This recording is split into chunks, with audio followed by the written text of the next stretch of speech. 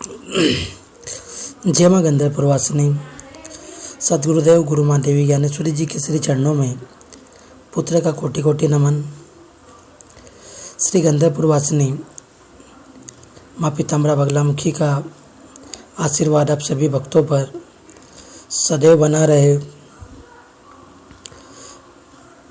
भक्तजनों, अगर आप जीवन में आने वाली समस्याओं से परेशान हैं और जगह जगह पूजा पाठ हवन करवा के भी आपको कोई लाभ प्राप्त नहीं हुआ है, तो आप माँ पीताम्बरा बगलामुखी के दिव्य दरबार में संपर्क करें। माँ पीताम्बरा बगलामुखी की दीक्षा लेकर के स्वयं साधक बनकर अपनी साधनाओं के माध्यम से जीवन में आने वाली समस्याओं को हल करें। क्योंकि व्यक्ति जब तक दूसरों के भरोसे पर रहता है, उसका जीवन नर्क के जैसा ही रहता है। व्यक्ति को स्वयं सक्षमता की ओर तरफ बढ़ना चाहिए और अपने जीवन में जो भी समस्या आती है उसको हल करने के लिए स्वयं प्रयास करना चाहिए। जितना हो सके स्वयं के बलबूते पर ही कार्य करना चाहिए। वो कार्य सटीकता के साथ में पूर्ण होता है। आज हम देख रहे हैं तंत्र मंत्र के नाम पर लोगों को कैसे ठगा जा रहा है, उनकी भावनाओं के साथ में खेला जा रहा है, उनको आर्थिक रूप से और मानसिक दोनों रूपों से परेशान किया जा रहा है। इसलिए अगर आप भी अपनी समस्याओं को अपनी साधनाओं के माध्यम से हल करना चाहते हैं तो माँ की दीक्षा लेकर के स्वयं साधना पथ पर आगे बढ़े। आज हम बताएंगे आपको कि बंधे हुए देवी देवताओं की शक्तियों को कैसे खोल सकते हैं। आप किस प्रकार से अपने बंद किए हुए देवी देवताओं को खोल सकते हैं और खुद आपको किसी व्यक्ति के पास जाने की आवश्यकता नहीं, बस आपको ये क्रिया गुरु सानिध्य में करनी है। अगर आप इस क्रिया को गुरु सानिध्य में करते हैं तो निश्चित रूप से कैसी भी समस्या हो वो दूर होगी। देखिए, आपको बार बार ऐसा प्रतीत होता है कि आपके देवी देवताओं को किसी ने बांध दिया है, या फिर आपके जो देवी देवता है आपके शरीर पर आते हैं वह बोलते नहीं हैं, या फिर उनका कुछ असर आपको देखने को नहीं मिल रहा हो, तो आपको पता है कि आपके साथ में जो शक्ति है वो आपको जवाब नहीं दे रही हो, आपसे बात नहीं कर रही हो, आपको जानकारी ना दे रही हो या खेल रही हो। आप चीज़ पर खेल तो बोल ही रही हो, ऐसे में आप उनको खोल सकते हो, क्योंकि ऐसा बंधन के कारण होता है। और दूसरा कारण यह होता है कि आपकी साधना का, आपकी ऊर्जा का स्तर कम होना।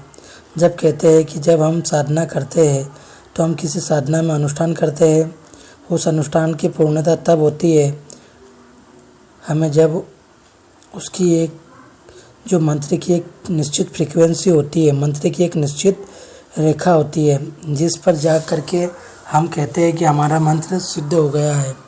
अगर उस रेखा तक, उस फ्रीक्वेंसी तक आपका जप नहीं पहुंचता है, आपका जाप नहीं पहुंचता, आपकी साधना नहीं पहुंचती है, तो वह मंत्र फल नहीं देता, वो फलित नहीं होता है। इसी प्रकार किसी देवी या देवता की शक्ति जब उस लेवल तक, उस स्तर तक नहीं पहुंच पाती जिस स्तर पर वह देवी देवता आपके सामने प्रत्यक्ष हो जाए या आपसे बात करने लगे, या वह आपको हर तरह की जानकारी देने लगे, तब भी पूरी जानकारी प्राप्त नहीं होती है। और एक दूसरी चीज़ होती है जिसमें आपके देवी देवताओं को बांध दिया जाता है, उस बंधन के बाद भी वह आपको पूरी जानकारी नहीं देते। ये जो दो चीज़ें होती है, इन दोनों में से अगर आपके देवी देवता किसी ने बांध रखे हैं तो इस विधि के द्वारा आपको खोल सकते हो। गुरु सानिध्य में अगर आप इस प्रक्रिया को करते हो तो निश्चित रूप से आपको सफलता भी प्राप्त होगी। देखिए, अगर आपकी साधना उस लेवल तक नहीं पहुंची है तो आपको साधना करके उस मंत्र की सिद्धि करनी पड़ेगी,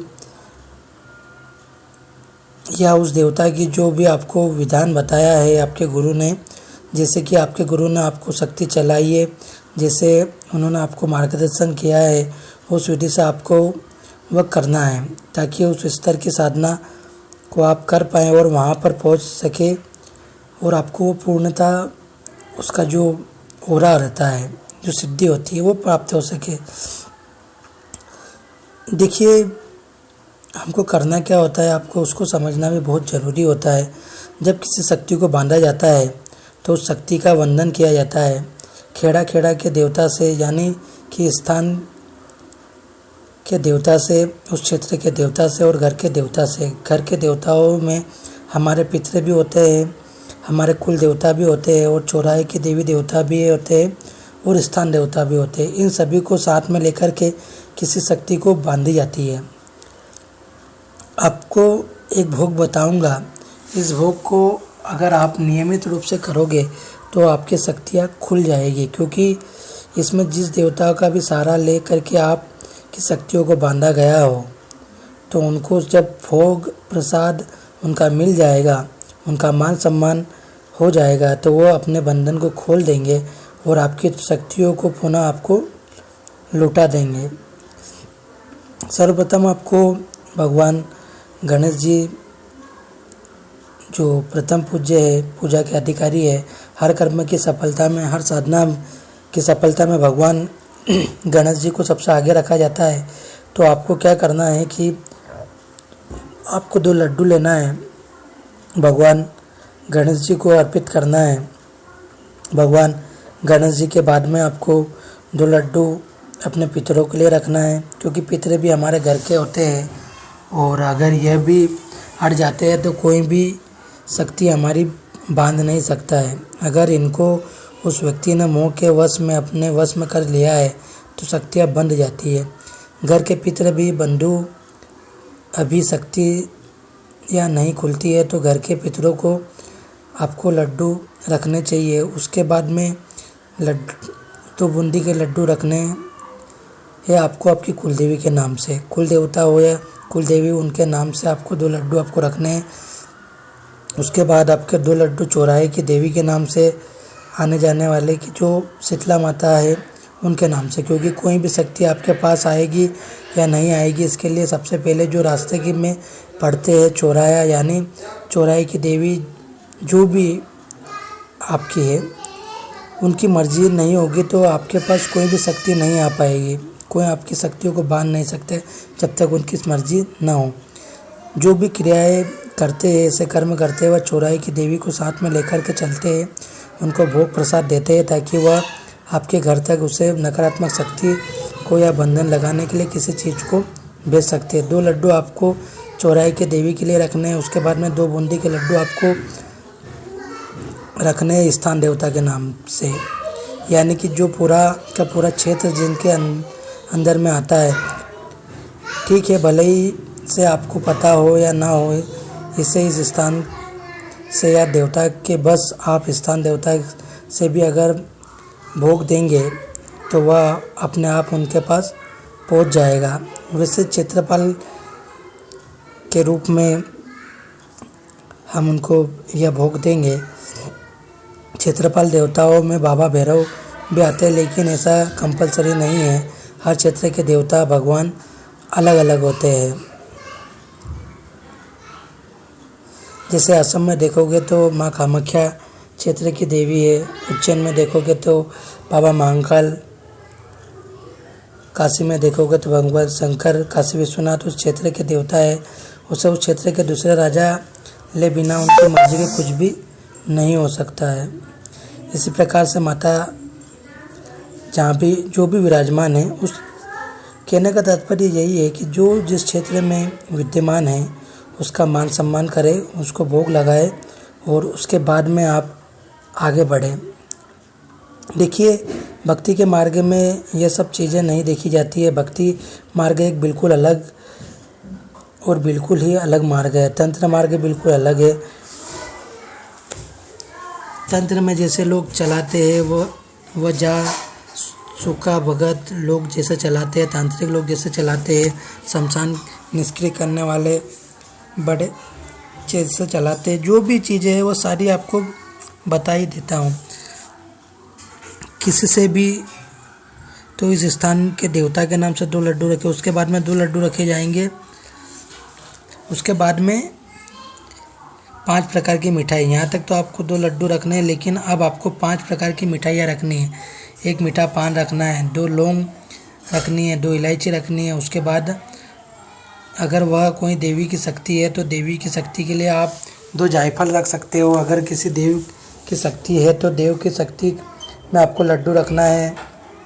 5 प्रकार की मिठाई तो रहेगी, यह चीज़ आपको रखनी है। और उसके बाद एक एक करके सभी देवी देवताओं का आह्वान करके आपको उनको भोग अर्पित करना है। ये सारी चीज़ें आपको अपने सामने रख लेनी है। और ये सब क्रियाएं हो रही है, ये जब भी आप करोगे तो आपको स्नान करके साफ सुथरे धुले हुए वस्त्र धारण करने हैं। उसके बाद आसन पे बैठना है। इसके बाद में आपको जिस प्रकार से गुरु सानिध्य में आपको क्रम बताया गया है पूजन का, वो क्रम पूर्ण करना है। और ये सारा भोग आपको उनके सामने एक एक करके पात्र में रख देना है। यह जो क्रिया आपको करनी है किसी भी शुभ दिन आप कर सकते हैं। कोई भी दिन, कोई भी महारात्रि, शिवरात्रि, चतुर्दशी, शुक्ल पक्ष की अष्टमी, नवमी, योगिनी एकादशी, होली, दीपावली या ग्रहण समय, वह कोई भी अच्छा अक्षय तृतीया, हनुमान जयंती, योग, भैरव अष्टक, कोई भी अच्छी तिथि नक्षत्र हो सकता है। सोमवती अमावस्या को या शनि अमावस्या हो, ऐसे दिनों में आपको यह प्रयोग करना है। यह प्रयोग आप जब करेंगे तो रात्रि काल में करना है। 9 या 10 बजे के बाद में आपको यह क्रिया करनी है और एकांत में करनी है। बिल्कुल भी आपके आसपास कोई नहीं होना चाहिए। कोई भी बताना भी नहीं है कि जब यह क्रिया करोगे तो हम क्या कर रहे हैं, क्या नहीं कर रहे हैं। यह सारा सामान रख लेना और जोत बत्ती वगैरह कर लेनी है, धूप बत्ती जला लेनी है। फिर उसके बाद में एक एक करके सबका आह्वान आपको करना है। सबसे पहले गण अजय को बुलाना, उनका भगवान को अर्पित करना है। अपने सामने आपको उपले की आग भी आपको प्रज्वलित कर लेनी है। और उस अग्नि में प्रज्वलित करने के बाद आपको देसी घी कपूर की सहायता से थोड़े थोड़े आप बीच बीच में उसे सूखा गोला जो होता है, सूखा गोला तोड़कर डालते रहो ताकि उसमें आग हमेशा जलती रहे। अग्नि बंधा हुआ। अब उसके बाद में गणेश जी का आह्वान करते हैं। गणेश जी का नाम लिख करके थोड़ा सा लड्डू तोड़ दे, उस अग्नि में डालना है। उस अग्नि में आपको डालना है थोड़ा सा लड्डू तोड़ करके, गणेश जी का आह्वान करके यह भोग आपको गणेश जी को चढ़ा देना है। इसके बाद पितरों को बुलाना है, पितृदेवों को बुलाकर उनको भोग देना है, उनको चला जाइएगा। फिर उसके बाद आपको कुल देवता को बुलाना है, उनको भी भोग देना है, फिर वो भी चले जाएंगे। ऐसे ही थोड़ा थोड़ा लड्डू तोड़ कर उसके बाद फिर चौराहे वाले देवी देवता, क्षेत्रपाल, उसके बाद में जो भी आपके आसपास जो इष्ट है, जो शक्ति है विराजमान है, उनको आपको भोग अर्पित करना है और उनसे प्रार्थना करनी है। जो आपके इष्ट देव का रखा है या फिर जिसमें मेन देवता ने आपकी शक्ति बांधी हुई है, आपको यह भी बोलना है कि जो शक्ति आपकी बंधी पड़ी है उसके नाम से, अगर जैसे माता काली, माँ बगलामुखी, हनुमान जी, भैरव, भोलेनाथ, जो भी शक्ति आपकी बंधी पड़ी है उसी शक्ति के नाम से वह भोग आपको अर्पित करना अंतिम में। जो मिठाई वाला मैंने आप उसे लोगों को लेना है, उस बैग को अपने ऊपर से 7 बार घुमाना है। उसमें मिठाई, पान, लौंग, इलायची, लड्डू, कोई देवी शक्ति है उसमें मिठाई चल जाएगी। फिर लड्डू रखने की आवश्यकता नहीं है। जायफल आपको रख लेना है, उसको अपने ऊपर से 7 बार घुमाकर थोड़ा सा उसमें आपको डाल देना है। मिठाई थोड़ी सी तोड़ करके अग्नि में डाल देनी है और जायफल दोनों अग्नि में डाल देना है। आपको यहाँ पर थोड़ा सा मीठा पान देना है और लौंग, इलायची इसमें डाल देना है। बाकी की जो मिठाई वगैरह बचेगी वह आप उसके बाद में उसको सभी को आप प्रसाद के रूप में सभी लोग ग्रहण कर सकते हैं। वह आप उस प्रसाद को बांट सकते हो। जो शक्ति बंधी पड़ी है वह मिठाई आपको अपने ऊपर से 7 बार घुमानी है, उसके बाद उसमें भोग दे देना है और हाथ जोड़ के कर प्रार्थना करनी है कि सभी देवी देवताओं से प्रार्थना करनी है कि हमारी जो भी शक्ति बंधी पड़ी है, जो भी हमारे देवता बंधे हुए हैं, आप उनको खोलिए और उनको स्वतंत्र करिए, चाहे वह किसी भी तांत्रिक ने बांधी हो, सोंठ खाने भगत ने किसी ने भी बंधी हो, उस शक्ति को स्वतंत्र हो सके, हमारी जैसी वह शक्ति सहायता करती है उसी प्रकार से हमारी सहायता कर सके। इस तरह से आपको आह्वान करके प्रार्थना करके वो सारी चीज़ें उसमें कर देनी है। इसके बाद फिर से शक्ति खुल जाएगी। फिर उसके बाद में आपको एक अनुष्ठान भी करना है अपने देवता का, क्योंकि जब कोई व्यक्ति आपकी शक्ति को बांधता है तो उनकी शक्ति को वो बांध देता है। तो जब यह क्रिया कर लोगे तो इसमें क्या होगा, आपकी शक्ति खुल जाएगी। उसके बाद उसी शक्ति की ऊर्जा को बढ़ाने के लिए आपको अनुष्ठान करना होगा और आपको नियमित 21 दिन तक हवन करना होगा उस शक्ति के नाम पर। उस संपन्न होने के बाद में आपको कन्या पूजन करना है। देखिए, मैं पुनः आपको बताना चाहूँगा, कोई सा भी कार्य करें जिससे आपको इसमें मैंने बताया मेन यही है कि आप 2 लड्डू सभी को चढ़ाएं, जो भी मेन हमारे साधना मार्ग में आते हैं। और उसके बाद में आप 5 तरह की मिठाई, पान, लौंग, इलायची, जायफल और अन्य भी चीज़ें रहती है। कुछ चीज़ों सभी चीज़ों को बताना संभव नहीं हो पाता है। अगर आप इस प्रक्रिया को बंधन खोलने वाली, देवी देवताओं के बंधन खोलने वाली प्रक्रियाओं को गुरु सानिध्य में करते हैं तो निश्चित रूप से कैसा भी बंधन हो वो खुल जाता है। जय माँ बगलामुखी, जय श्री महाकाल।